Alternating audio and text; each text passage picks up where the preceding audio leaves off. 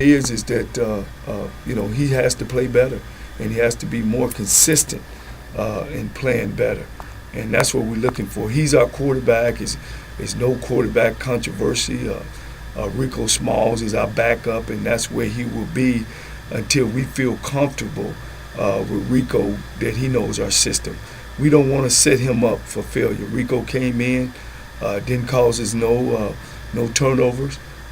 Held the team together and did what he was supposed to do for 6 minutes of that football game until we were able to sit down with Arvell and let him know the things that he was missing and where he can improve at during the course of the game.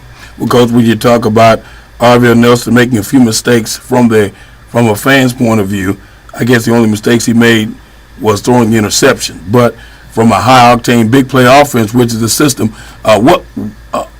what mistakes was he making that he had to get corrected on? Well, what Arvell has to do, the first and foremost thing is stop already having your mind made up where you're going to throw the football at. We always have three options. If one ain't open, you go to two, and if two ain't open, you go to three. But I think he gets caught up in trying to hit the home run all the time. And, sometimes you got to eat your peas before you eat the meat, and or eat the salad before you start your entree. And Arvell wants to get to the dessert before he eats the salad and the entree, if that makes sense to you. And you got to take the small ones and then go over top.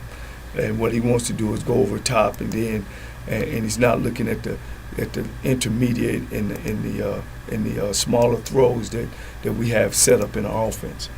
And also, Coach, Marcus Gilbert still having problems with the turnover situation. Marcus Wright fumbled the football close inside the red zone.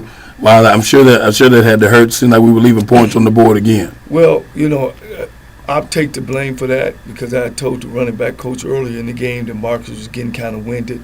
And not saying that it's okay for him to fumble the ball, but we should have had another back in the game by the end, and we won't make that mistake as a staff. Again, we're going to have to play more people, especially when you're playing at 12 and 1 o'clock during the day. Well, Coach, not a lot of injuries. Alabama A&M had quite a few injuries, but our guys managed to stay on the field. Doc Harvey had to come out a few times with Kadarian Wilkins. Coach,